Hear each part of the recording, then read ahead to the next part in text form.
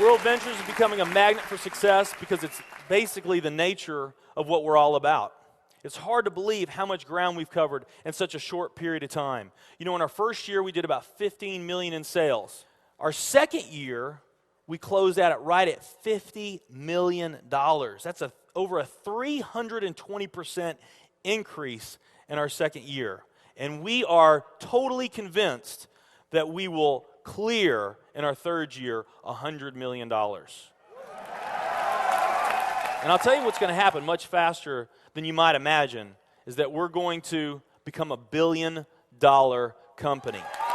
And some of you, especially the people newer to our company, you might find that hard to believe, or you think, you know, it's pretty outrageous goal. If you've really taken the time and you've studied companies that have achieved that level of success, what you found is that it's rare that a company that invents a brand new product or introduces into a brand new product segment has that type of success. What's more common, where you see these companies that achieve this mega success, it's companies that enter an industry that's already very, very large, also very competitive. They do something just a little bit different, and they carve out a small little piece of a really big pie, and with that small little piece, they become over $1 billion a year company.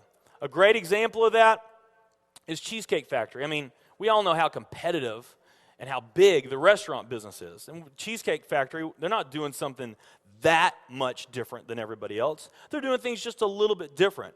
But they are a super success in business today. One of my favorite examples is Starbucks. I mean, how long has the coffee industry been around, and how big is the coffee industry? Okay, I mean, how many companies sell coffee? Starbucks, doing it just a little bit different. They carved out their piece, and now they're a multi-billion-dollar company. And I got a little demonstration that I want to show you that I think is kind of fun. The coffee industry is $100 billion. So $100 billion every year is spent around the world on coffee. Each one of these gumballs represents $1 billion in annual sales. There's 100 gumballs in here. This is the coffee industry. So Starbucks, if they want to, let's say they're brand new and they're starting out, and they've got this goal to become a $1 billion company, they need to carve out 1% of that pie. So they would need to have this much of that pie, 1%.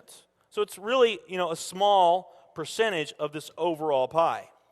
They've been more successful than that. 2, 3, 4, 5, 6, 7, 8. They do about $8 billion in sales. That's a pretty significant portion of the entire worldwide global sales of coffee.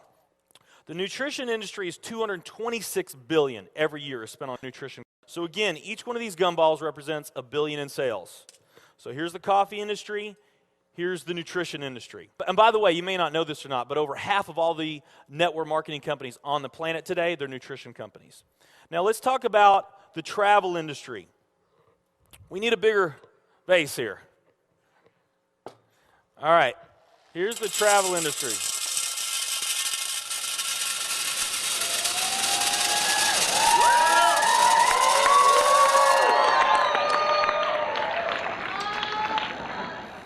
Pretty impressive, right? Well, it doesn't stop there.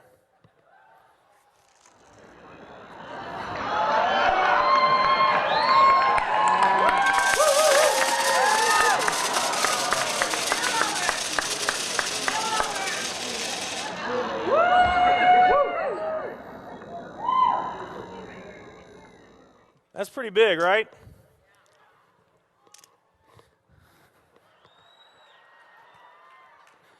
There's more.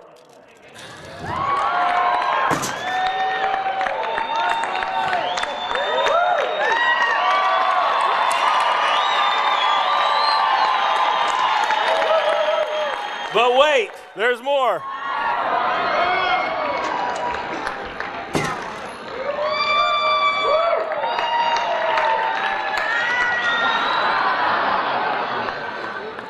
And one more.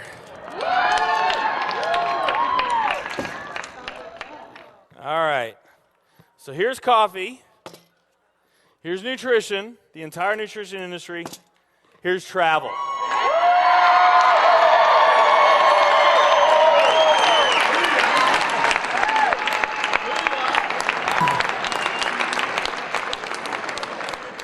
Travel industry is $7 trillion every year spent on travel. And they also say that the travel industry is going to grow from $7 trillion to $13 trillion over the next decade. Nutrition and travel.